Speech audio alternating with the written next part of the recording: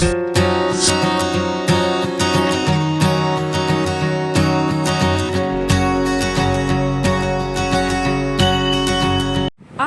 அலைக்கும். வண்டிக்கடை சுண்டல் ரெசிபி பார்க்கலாமா எப்படி செய்யலான்னு. அதுக்கு தேவையான இன்க்ரீடியன்ஸ் தக்காளி, வெங்காயம், பச்சை மிளகாய், பூண்டு. தக்காளி வெங்காயம் ரஃபாக சாப் பண்ணியிருக்கேன். சுண்டல் வேக வச்சு அதோட தண்ணியும் எடுத்திருக்கேன்.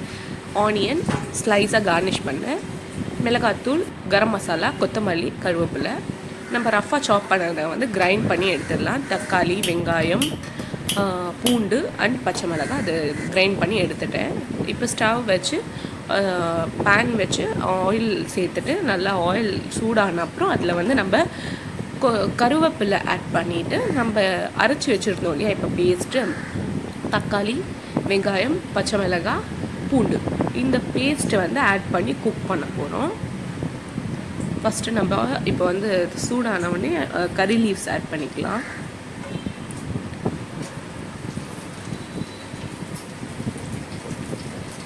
இதோட டேஸ்ட் வந்து சேம் நீங்கள் கடையில் சாப்பிட்ற மாதிரியே இருக்கும். சேம் சுண்டல் வந்து ஒரு 8 மணி நேரம் ஊற வச்சு நீங்கள் ஈவினிங்காக வந்து உங்கள் கிட்ஸ்க்கு ஸ்கூல்லேருந்து வரப்போ நீங்கள் இது செஞ்சு கொடுத்தா செம்மையாக இருக்கும். என்ஜாய் பண்ணி சாப்பிடுவாங்க.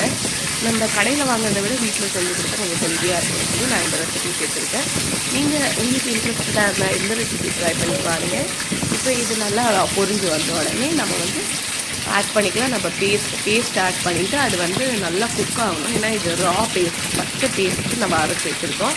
இது வந்து நம்ம சேர்த்து நல்லா அது குக் ஆகணும். அது குக் ஆகி வரப்போ அதோட கலரே மாறிடும். அந்த கலர் வந்து நான் வீடியோலேயே ஆட் பண்ணியிருக்கேன், நீங்கள் பாருங்கள். அந்த கலர் வந்த அப்புறமா பச்சை ஸ்மெல் எல்லாம் போன அப்புறமா நம்ம எடுத்து வச்சுருக்க அந்த மசாலாஸ் இருக்குது இல்லையா, மிளகாத்தூள் அண்டு கரம் மசாலா, இந்த 2 மசாலாவும் நம்ம ஆட் பண்ணி சேர்த்துக்கணும். இந்த கலரில் இருக்குது பார்த்திங்களா, இப்போ தான் நம்ம மசாலாவே சேர்க்கணும். இல்லைன்னா நமக்கு அந்த டேஸ்ட் நல்லா இருக்காது, பச்சை வாசனை அந்த மாதிரி இருக்கும், நல்லா இருக்காது. ஸோ நீங்கள் இந்த கலர் வந்த அப்புறமா மசாலாலாம் சேர்த்துக்கோங்க.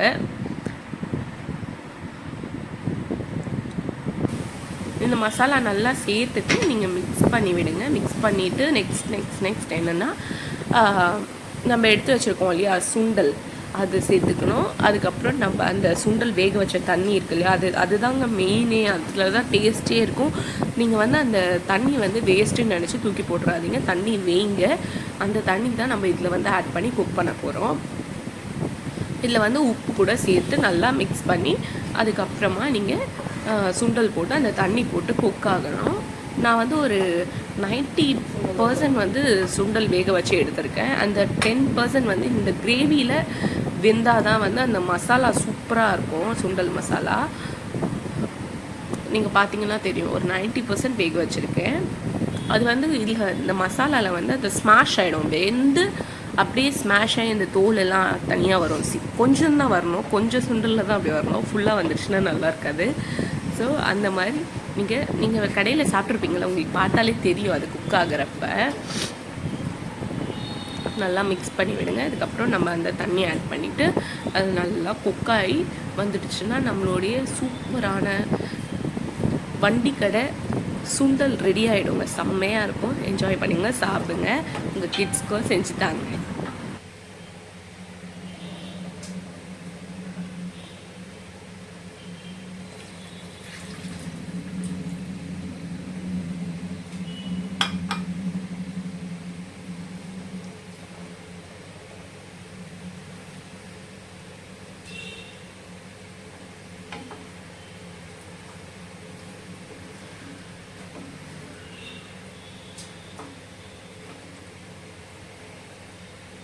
அந்த ஜாரில் வந்து கொஞ்சம் மசாலா இருக்குது, அதுவும் நான் வந்து வாஷ் பண்ணி இதுலேயே ஆட் பண்ணிக்கிறேன் அந்த வாட்டரும். ஸோ நம்ம சுண்டலோடு சேர்ந்து அதுவும் நல்லா குக் ஆகிடும். அந்த சின்னதாக தான் இருக்குது, அது கொஞ்சம் குவான்டிட்டி தான், பட் அதுவும் நல்லா குக் ஆகிடும். இது ஒரு 10 மினிட்ஸ்லேயே அந்த சுண்டல் எல்லாம் வெந்து வந்துடும். நீங்கள் சூப்பராக இந்த ரெசிபியை ட்ரை பண்ணி பாருங்கள்.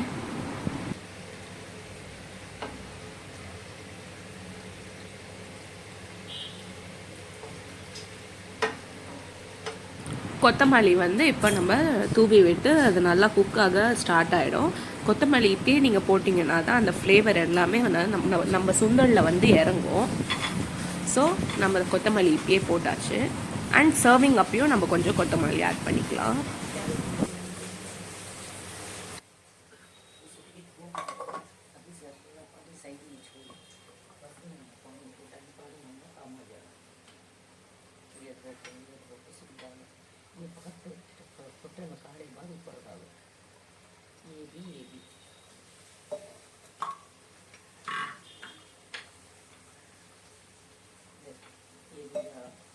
இப்போ பார்த்தீங்கன்னா நல்லா அது குக் ஆகிடுச்சு. அந்த கொத்தமல்லிலாம் போட்டு தடையுமே இல்லாமல் ஆகிடுச்சு பாருங்கள். இந்த மாதிரி வந்தோடனே நம்ம இது சர்வ் பண்ணிக்கலாம்.